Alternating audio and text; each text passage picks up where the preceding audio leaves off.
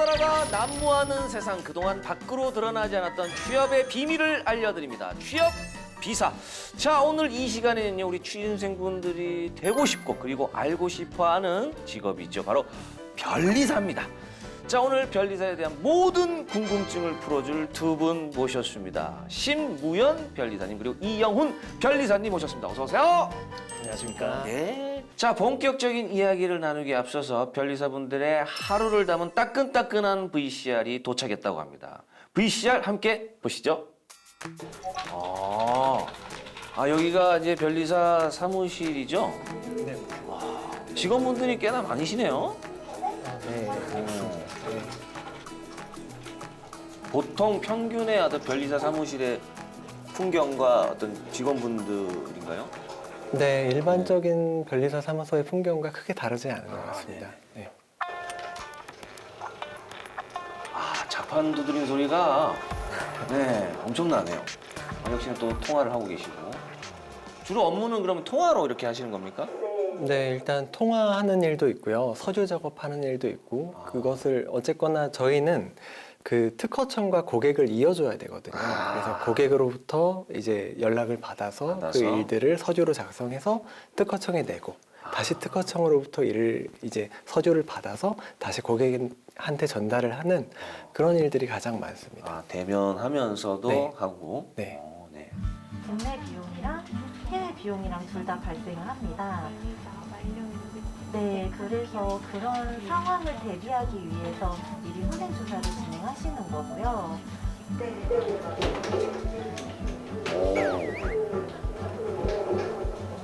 우리 이영훈 변리사님 아니십니까? 네, 맞습니다. 단독 사무실을 또 이렇게 쓰고 계시네요. 그렇죠. 그냥 이제 제가 지금 파트너 변리사가 있다 보니까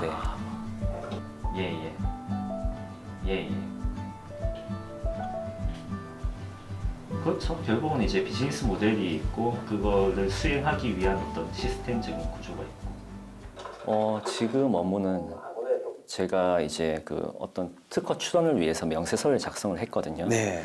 그리고 나서 이제 고객분에게 이제 전달을 드렸고 고객분께서 이제 거기에 대해서 어떤 부분을 약간만 고쳐달라.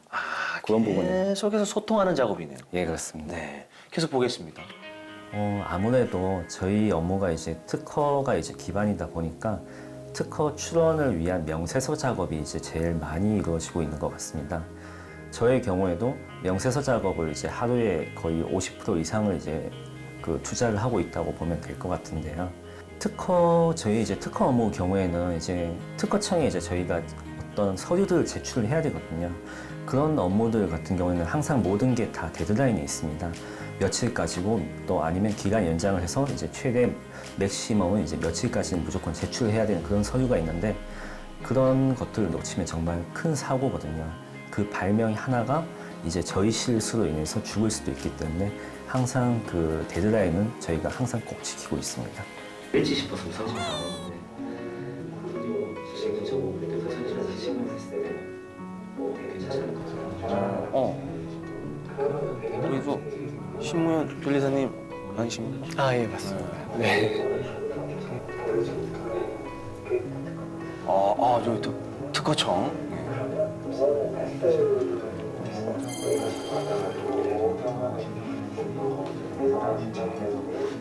고객분들은 지금 현재는 중소기업 그 분들이 제일 많아요. 중소기업 대표님들이랑 이야기하는 경우가 제일 많고요. 근데 이제 일부는 중견기업이나 대기업들도 계시고요. 그리고 개인들도 자주 문의를 하세요. 그리고 저희가 이제 해외 출원을 많이 하고 또 해외에서 출원되는 국내 사건들도 꽤 많거든요. 그래서 이제 해외 사무소, 해외 특허 사무소들도 저희의 고객입니다. 그들도 한국으로 특허 출원, 상표 출원을 많이 하거든요. 이 복장이나 이런 거에서는 그래도 조금은 자유로운 것 같아요, 보면. 뭐 넥타이를 뭐 꼭 해야 된다, 뭐 정장을 꼭 입어야 된다, 이런 거는 그런 부분에서는 좀 자유롭나요? 네, 그런 부분은 있고요. 그래도 고객들이 자주 오시니까 깔끔하게는 입는 편인데 넥타이는 뭐 법원에 갈 때는 해야죠. 그 아닌 거는 잘 안 매는 것 같습니다. 오늘도 하고 왔네요. 법원 다녀오셨나요? 네, 아니에요. 오늘은 오늘은 방송 때문에. 네, 네. 그 업무 근무 시간은 뭐 9시에 그냥 출근해서 네. 6시에 퇴근을 기본으로. 네, 9시부터 6시까지가 이제 기본입니다. 아, 주 5일 근무로. 네, 주 5일 아, 네네네.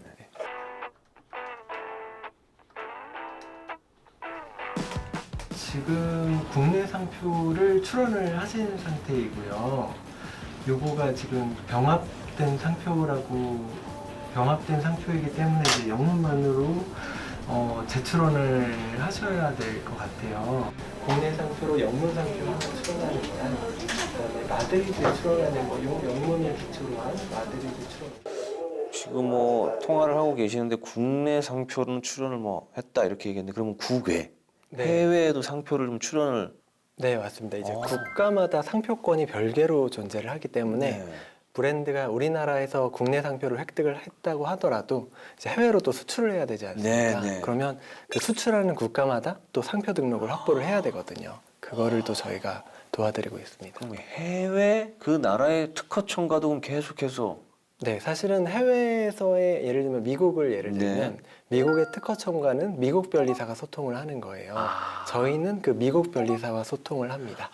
그래서 해외 사건 같은 경우에는 해외 특허청, 이제 해외 변리사, 그리고 저희, 그리고 고객 이렇게 이어지는 거죠.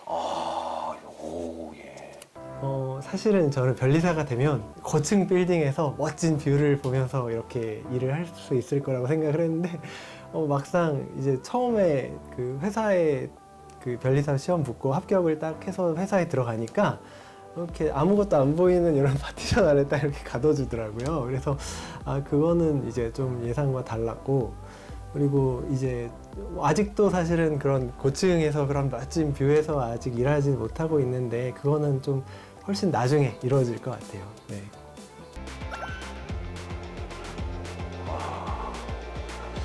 계속해서 이제 서류를 또 알아보고 있고 문서를 계속해서. 네.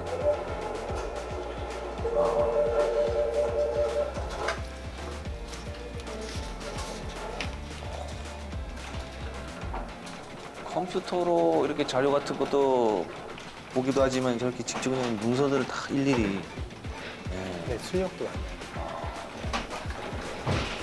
변리사는 지식재산권에 관한 지식재산권법들에 관한 이제 대리인이거든요. 변호사가 전체 법에 대한 대리인이라고 하면 변리사들은 이제 산업재산권법에 대해 특별한 지식을 갖는 대리인이기 때문에, 그러니까 특허청에 대해서, 특허심판원에 대해서, 특허법원에 대해서, 그리고 나아가서 대법원까지도 대리를 하거든요. 그래서 그런 부분에 대한 이제 굉장히 그 집중된, 그러니까 특화된 대리인이라고 보시면 될 것 같아요. 일반 변호사가 의사라고 한다면 변리사는 치과 의사 같은, 저는 그렇게 생각을 합니다. 네. 정말 보니까 그 마지막에 말씀을 해 주셨는데, 그럼에도 이제 변리사의 정확한 변리사는 어떤 의미인지 좀 궁금하거든요. 정의. 예. 어떤 직업입니까? 변리사는 일단 주로 이제 지식재산권 출원 업무 대리를 주로 하고 있고요. 네네네. 구체적으로 말씀드리면 이제 특허권이나 상표권, 디자인권 등 이런 것들을 이제 그 특허청에 이제 출원하고 그리고 등록까지의 과정을 저희가 전반적인 업무를 다루고 있습니다. 또 간혹 이제 특허 분쟁이 발생하는 경우도 있는데 네. 그런 경우에는 이제 특허 법원에서는 저희가 소송 대리를 하고 있고 네. 그리고 이제 특허 심판원에서는 심판 대리 업무도 진행하고 있습니다. 좀 더 구체적으로 예를 들면 최근에 이제 모 프로그램에서 그 양념치킨의 창시자께서 나오셨는데 자기가 이제 특허를 안 내서 이제 자기가 이제 그 자신이 발을 땅에 디디고 다닌다, 흙을 묻히고 다닌다 이런 말씀을 하셔서 주변이 되게 안타까워했거든요. 정말 만약에 그분이 특허를 내셨다고 하면 아마 대기업 회장님까지도 가셨을 수도 있습니다. 그분이 근데 특허를 안 내셨기 때문에 이제 그분 밑에서 일하셨던 분들이 다 독립해서 자신들만의 그 양념치킨들을 다 만들어 버렸거든요. 저희는 이런 뭔가 굉장한 기술을 만든 그런 분들을 도와서 특허를 만들어 드리거나 아니면 분쟁을 해결해 드리는 일을 하고 있고요. 또 다른 예를 들면 이제 최근에 덥죽 사건에서 네네. 포항의 덥죽집이 유명해졌는데 네네. 그분이 유명해지자 이제 다른 업체에서 덥죽이라는 말을 상표로 출원을 하는 바람에 네. 그 덥죽이라는 말을 못 쓰게 될 위기에 처했었거든요. 네네. 저희는 이런 경우에 뭐 상표를 대신해서 내드리거나 이런 어려움을 해소해드리는 그런 대리인적인 역할을 하고 있습니다. 사실 저희 이제 코미디언 쪽에서도 좀 예전에 한 번 있었거든요. 왜 유행어는 어떤 이 저작권이 없는가? 거기에 대해서도 사실 조금 있었어요. 이게 뭔가 음이 붙으면은 이게 이제 저작권이 이제 되는데 말로는 소는 누가 키울 거야? 손 이게 안 된다 그러더라고요. 그 누구나 써도 되는. 예. 그런 부분에서 어떻게 안 됩니까? 특허는? 이런 유행어라든가 이런 부분들은 소리 상표로 보호를 할 수가 있거든요. 그 소리 음을 유명한 음들은 소리로 상표를 내서 보호를 할 수가 있습니다. 소는 뭐. 미래 파솔라 이렇게 좀 만들어서 해야 되겠네요. 네.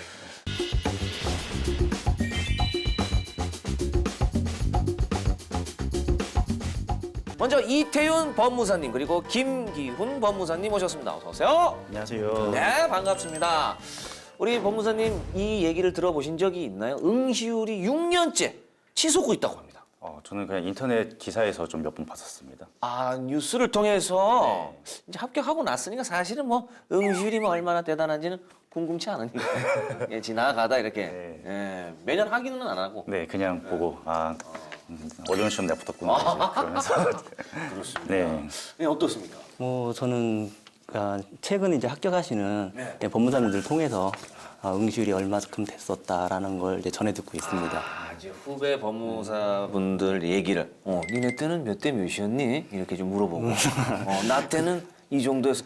실제로 우리 법무사님은 몇 대 몇 정도였습니까? 정확하게 기억은 안 나는데 한 38대 1, 35대 1, 그 정도였던 것 그 같아요. 정도면은 한 해 되는 숫자가 그러면 보통 저희 때는 한 120명 정도. 120명에 38, 어마어마하게 응시를 한다는 얘기네요. 그렇죠. 근데 이게 계속 지금 치솟고 있다는 거는 더 늘어났다는 거 아니겠습니까? 네. 이렇게 법무사를 준비하는 분들이 많다란 얘기는 그만큼 그 안에서 또 확인되지 않은 사실들, 가짜 뉴스들, 카더라들이 아주 그냥 난무하다는 얘기 아니겠습니까? 자, 해서 오늘의 카더라 한번 알아보도록 하겠습니다. 오늘의 카더라는요, 법무사 시험 20계열 전공자는 합격하기 어렵다입니다.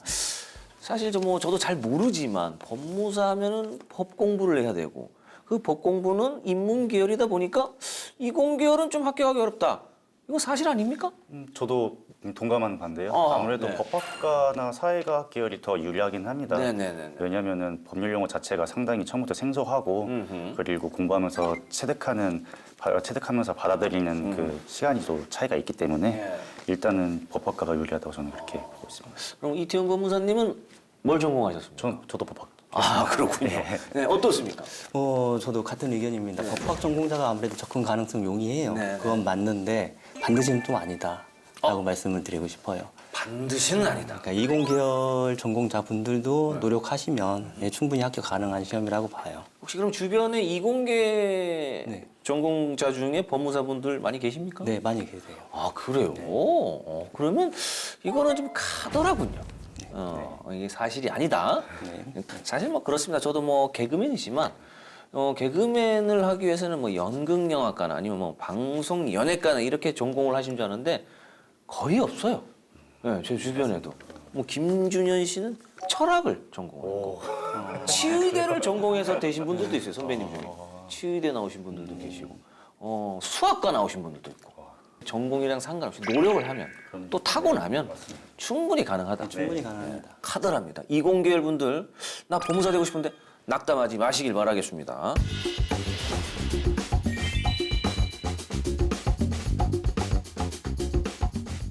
자, 그럼 이제 제일 먼저 법무사가 어떤 일을 하는지 궁금하거든요. 네. 보통 어떤 일을 합니까? 법무사는 네. 법원과 검찰청에 네네. 제출하는 서류에 관해서 작성 및 제출하는 그런 업무를 주로 합니다. 네. 뭐 구체적으로는 소송이나 등기 그리고 공탁 관련 사건에 관해서 서류를 작성하고 자문을 하고 상담하고 그런 업무를 주로 하게 됩니다. 대리를 해서 네, 이제 법원에 가서 이제 행정 업무들을 좀 많이 보시고. 네 그렇습니다. 네. 또 어떤 일이 있을까요? 뭐 부동산 등기라든가 법인 등기, 그다음에 개인회생 파산 이런 업무들도 하게 됩니다. 아, 그래요? 진짜 뭐 방금 말씀하신 업무 외에도 어마어마한 업무를 하실 텐데 진짜 하루에 뭐 몸이 뭐 10개라도 부족하시겠어요. 보통 뭐 하루 일과가 어떻게 되십니까? 일단은 뭐 저희 일정이 좀 빡빡한 날을 기준으로 하면 네네. 출근을 해가지고 오늘 어떤 일이 있을지 한번 보고 거기에 필요한 서류들 리뷰를 하고 그리고 뭐 놓친 것이 없는지 검토를 합니다. 그리고 일과 시간 중에는 일단 외근이 참 많아요. 예, 미팅이나 또 등기소에 가서 등기 신청서 접수할 일도 많고 하기 때문에 일과 중에는 주로 외근 위주로 하고 그리고 일과 시간 끝난 이후에는 이제 그동안 외근 중에 온 메일 같은 거 답변 못한 것들 메일링하고 그리고 제출한 서류들에 대해서 백업 파일 정리하고 또 뭐 작성하지 못한 소송 관련 서류들 그런 거 타이핑하면서 제출하고 예, 그렇게 하루 일과가 진행합니다. 그러면은 이제 하루 일과는 이제 이렇게 돌아가는데 그런 또 시기가 있을까요? 좀 바쁜 시기. 맞습니다. 있어요? 예, 시즌이 있습니다. 법무사도. 뭐 일반적으로는 1월에서 3월 사이가 업무량이 제일 많을 때예요. 아, 왜 그렇죠? 왜냐하면은 그 주식회사 등기 업무 관련해 가지고 주식회사는 그 결산기에 관한 정기주주총회를 1월에서 3월 사이에 주로 많이 하거든요. 그래서 그때 정기주주총회 하면서 법인 등기건에 대해서 그 변경 등기건이 많이 발생을 하기 때문에 법인 등기로 인해서 다른 기존에 하던 업무에 플러스 돼서 법인 등기건이 늘어나니까 그래서 그때가 제일 바쁜 때라고 할 수 있습니다. 좀 많이 몰리네. 예, 좀 1월에서 몰리는. 3월 사이에. 맞습니다. 뭐 비슷하실 텐데 또 없을까요? 저는 개인적으로는 이제 휴식기가 좀 있는 시즌이 있잖아요. 휴가철, 네. 연말, 네. 그다음에 뭐 명절, 네. 그다음에 5월에 또 이렇게 연휴를 이렇게 쉬는 시즌 있잖아요. 네. 그 전후가 보통 바쁜 것 같아요. 아, 5월, 6월, 7월은 그래도 조금은 한가한데 네. 그 전후 1월, 2월, 3월. 아니, 그 뭐 연휴가 뭐 4박 5일 연휴다. 그럼 그 연휴 전과 아, 휴가. 달로 따지는 게 아니라 네네. 연휴가 한 2, 3일 있으면 그 전후가. 네. 아, 연휴 가기 전에 이제 뭐 처리를 하고 그렇죠. 가려고 하니까. 네. 그러니까 미리 이제 골치 아픈 일들을 이렇게 아하. 저희 쪽하고 해결을 해놓고 아하. 뭐 명절을 보내신다거나 연말을 보내신다거나 그러니까 이제 본인들은 휴가철에 휴가를 갈 테니 휴가철에 오히려 일을 하시는 그런 개념인가요? 그렇게 보셔도 될 것 같아요. 그렇네. 아, 그러면 이제 이렇게 바쁘고 좀 눈코 뜰 새 없고 이런데 법무사가 난 돼야 되겠다. 뭐 그런 계기가 있었을까요? 저 같은 경우는 원래 예전에 그 대형 로펌의 사무원으로 있었습니다. 네. 그래서 뭐 제 사정상 어떻게 퇴사를 좀 하게 됐고 네. 다시 이제 재취업을 노리다가 네네. 아 내가 과연 잘할 수 있는 게 무엇일까 고민하다가 이제 대형 로펌에서 근무하면서 겪었던 그런 뭐 다양한 소송들하고 그리고 그 민사 집행 업무들 이런 업무 했던 것들이 법무사 시험 공부할 때 딱 매칭이 되겠다 싶어서 그래서 법무사를 도전하게 됐습니다. 이제 법을 전공하셨고 네. 또 대형 로펌에 계셨고 네. 지금 또 법무사 됐으니 어떻게 보면은 좀 한 개 단계나 스텝 바이 스텝으로 이렇게 오셨네요. 네, 맞습니다. 그러네요. 어떻게 보면 잘 맞는 것 같습니까 지금 이렇게? 저는 아주 행복합니다. 저는 이제 법무사가 되기 전에는 부동산 경매사에서 근무를 했어요. 그러다 보니까 부동산 경매 관련된 법원의 업무를 처리하다 보니까 뭐 다양한 법률적인 문제를 부딪혀요. 네. 그러다 그런 부분들을 해결을 하다 보니까 내가 좀 더 전문적인 업무를 한번 수행을 해보고 싶다는 생각이 들었어요 그때. 그래서 준비를 하게 됐고요. 아, 부동산 이제 경매만 해서 이렇게 물건을 이제 알아보다가 내가 법 공부를 더 하면은 네. 좀 더 전문적으로 알 수 있으니. 네. 먼저 조금 그 시험 과목에 대해서 좀 얘기를 해볼 텐데 어떤 과목들이 있습니까? 법무사 시험은 1차 시험과 2차 시험을 봅니다. 1차 과목은 객관식 필기 시험으로 헌법, 상법, 민법, 가족관계 등록 등에 관한 법률, 민사집행법, 상업등기법 및 비송사건 절차법, 부동산 등기법, 이제 공탁법을 보고요. 2차 과목은 주관식 서술 시험인데 민법, 형법, 형사소송법, 민사소송법, 민사사건 관련 서류의 작성, 부동산 등기법, 등기신청 서류 작성 과목을 봅니다. 어휴, 지금 듣다가 형량 나오면 끝인 줄 알았네요. 예. 민법, 상법, 뭐 의거 뭐 이렇게. 특별한 또 공부법이 있을까요? 좀 이렇게 공부하면은 합격할 수 있다. 저는 1차 시험 같은 경우는 1차 시험은 제가 좀 늦게 들어갔어요. 한 시험이 6개월 정도 남은 시점에 그때부터 공부를 시작했는데 그래서 좀 조급함이 있었습니다. 그래서 예, 조급함이 있어서 이때는 내가 최대한 문제를 많이 보고 모르는 문제를 좀 속아내야겠다라는 그런 각오로 최대한 문제를 많이 풀었습니다.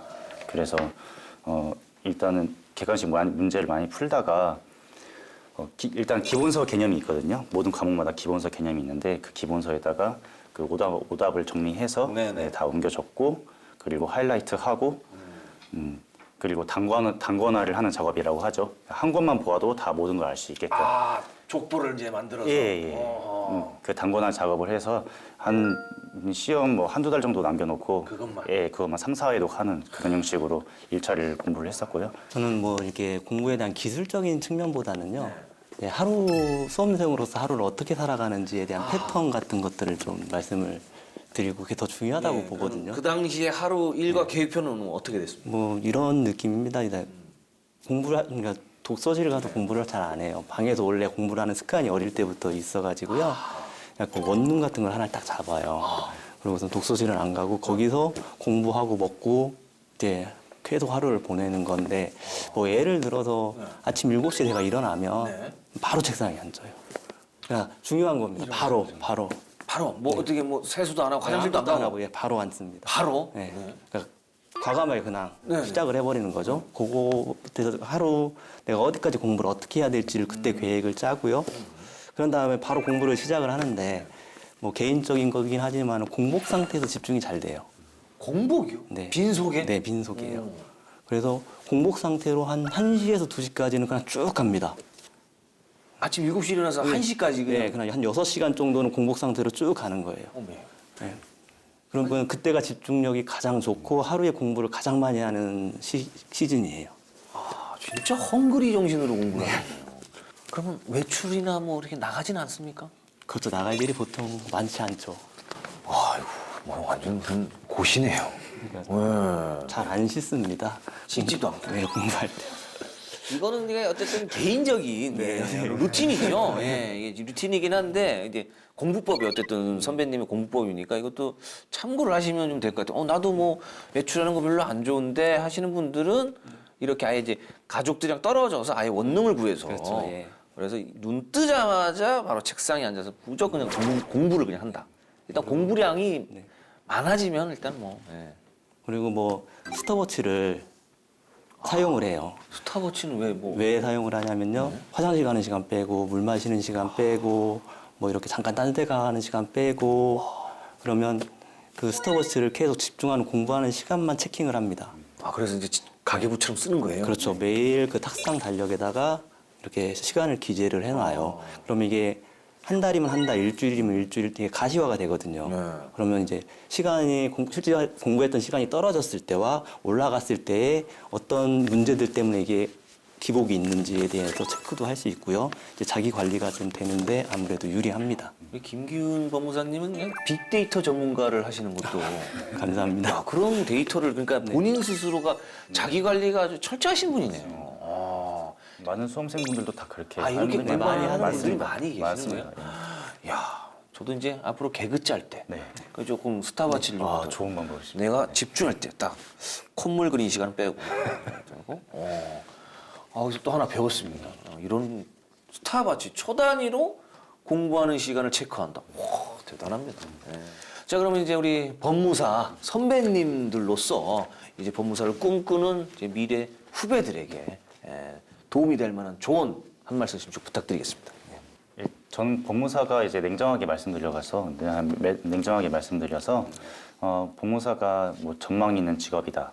뭐 정말 좋은 직업이다. 물론 저한테는 정말 좋은 직업이 맞긴 한데 뭐 비전 있고 뭐 촉망되는 직업이다라고는 이렇게 말씀을 못 드리겠어요. 현실이 좀 그렇긴 하거든요. 현실이 그런데 왜냐면은 지금 이제 로스쿨 제도로 인해서 이제 변호사님들이 많이 쏟아져 나오시고 또 그런 변호사님들과 법무사는 업무가 중촉되는 부분이 상당히 많거든요. 그렇기 때문에 어려울 수도 있지만. 네, 어려울 수는 있지만 무엇보다도 이 일을 하다 보니까 제가 느끼는 건데 일단 고객과 한번 계속적인 신뢰관계를 형성을 하게 되면 계속 이 일을 물어다 주시거든요, 고객분들이.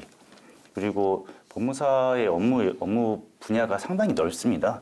합격을 하셔서 여러 가지 다양한 분야들을 접하시다가 정말 자기한테 맞는 분야 그리고 나만이 특화할 수 있는 분야를 찾으실 수 있다면은 충분히 만족할 수 있는 직업이라고 저는 그렇게 생각을 합니다. 요즘 사회가 뭐 인생 이모자, 은퇴 후의 삶에 대해서 두려움이 좀 많이 있잖아요. 네. 그러니까 법무사라는 직업 자체가 은퇴 이후의 삶이 되시는 분들도 있으시고 인생의 이모작이 되시는 분들도 있으신데 이제 이 업종이 좀 특징이 이게 인생 은퇴 후의 삶이라든가 이런 부분에 대한 그런 두려움이 좀 상대적으로 다른 직업에 비해서 낮아요. 예. 그리고 이렇게 여러 법무사님들을 주변에서 만나봤을 때 다른 직업에 비해서 상대적으로 뭐 직업 만족도가 그렇게 나쁘지는 않거든요. 그리고 요즘 과다 경쟁이다 해서 뭐 예전보다는 힘든 게 맞기는 한데요. 전체 대한민국에 갖고 있는 직업군들 중에서는 그래도 아직까지는 괜찮지 않을까라고 말씀을 드리고 싶습니다. 썩 좋지 않은 현실이지만 그럼에도 직업 만족도라던가 향후 내가 이 일을 못하게 되면 어떨까라는 그런 불안감은 낮다. 이렇게도 말씀을 해주셨습니다. 참고하시길 바라겠고요. 오늘 법무사에 관해서 아주 좋은 말씀 해주셔서 대단히 감사합니다. 네. 지금까지 위기를 기회를 성공 취업으로 연결해주는 취업비사 함께 하셨습니다. 그럼 저희는 다음 주에 다시 돌아올게요.